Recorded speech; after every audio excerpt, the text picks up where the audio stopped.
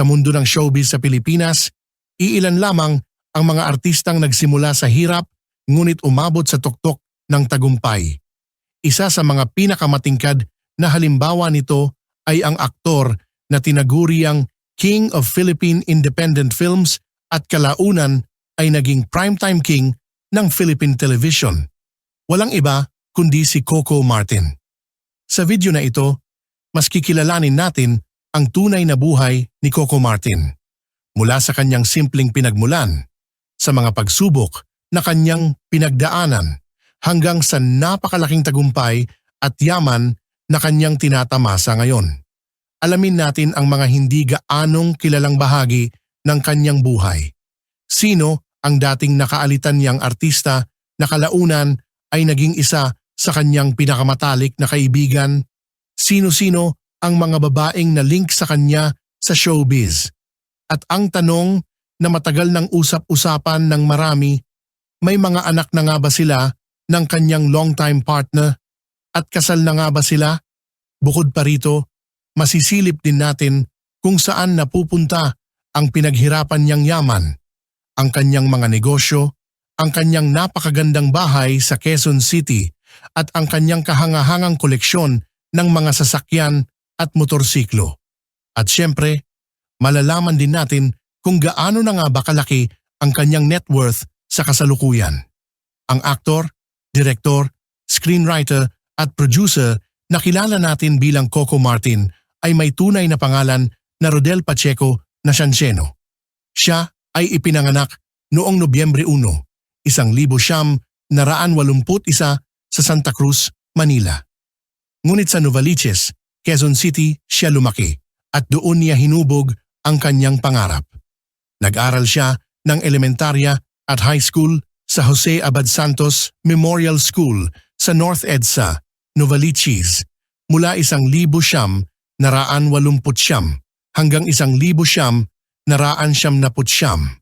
Pagdating naman sa kolehiyo, kumuha siya ng kursong Hotel and Restaurant Management sa National College of Business and Arts sa Fairview, Quezon City. Ngunit hindi naging madali ang kanyang kabataan. Maaga niyang naranasan ang hirap ng buhay. Dahil dito, natutunan niyang magsumikap at magbanat ng buto upang matulungan ang kanyang sarili at ang kanyang pamilya. Sa murang edad pa lamang ay nasanay na siyang maghanap buhay. Ayon mismo kay Coco, maraming oras ng kanyang kabataan ang ginugol niya sa lansangan upang kumita ng pera. Madalas din siyang pumunta sa Quiapo Church kasama ang kanyang lola upang manalangin sa itim na Nazareno at humingi ng gabay sa buhay. Upang masuportahan ang kanyang pag-aaral, kung ano-anong trabaho ang kanyang pinasok, naging flyer distributor siya, barista, merchandiser, waiter at maging driver. Lahat ng ito ay ginawa niya upang matustusan ang kanyang mga pangangailangan. Matapos niyang makapagtapos ng kolehiyo, nagdesisyon siyang magtrabaho sa ibang bansa. Pumunta siya sa Alberta, Canada, kung saan nagtrabaho siya bilang isang janitor sa isang bingo parlor. May isang Filipina-Canadian na nangakong tutulungan siyang makakuha ng legal na trabaho kapalit ng pagtatrabaho niya bilang housekeeper. Ngunit sa huli ay hindi natupad ang pangakong iyon. Dahil dito, bumalik siya sa kanyang pagiging janitor. Makalipas ang 9 na buwan, nagpasya siyang bumalik sa Pilipinas upang muling simulan ang kanyang pangarap. Ang kanyang ina ay si Maria Teresa Peco habang ang kanyang ama naman ay si Ramon Nacianceno. Siya ang panganay sa 5 magkakapatid. Kasama niya sina Ryan Martin, Michelle, Ronaldo Martin at ang bunso na si Camille. Ang aktor na si Ronaldo Martin ay kanyang half-brother sa father's side habang si Ryan Martin naman ay kanyang full biological brother. Sa isang panayam, ibinahagi ni Ronaldo Martin na mabait, masipag at matulungin si Coco. Ngunit aminado rin siyang may kaunting takot siya rito dahil para raw itong kuya na parang tatay sa kanila, isang tunay na padre de pamilya. Isa sa mga payo ni Coco sa kanyang kapatid na si Ronaldo na pumasok din sa showbiz ay ang pagiging professional. Huwag malilelate sa trabaho at maging natural lamang sa pag-arte. Bata pa lamang sila ay naghiwalay na ang kanilang mga magulang. Dahil dito, ang kanilang lola na si Matilde ang nag-alaga at gumabay sa kanila. Malaki ang naging papel ng kanilang lola sa paghubog sa kanilang pagkatao.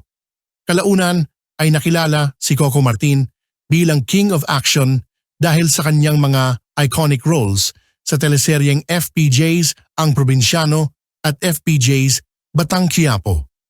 Hindi lamang siya kilala bilang mahusay na aktor, kundi bilang isang taong nananatiling simple sa kabila ng kanyang napakalaking tagumpay sa industriya ng showbiz.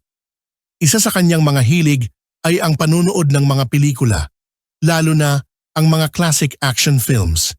Malaki ang impluensya sa kanya ng kanyang idolo na si Fernando Poe Jr., na kilala rin bilang The King ng Philippine cinema.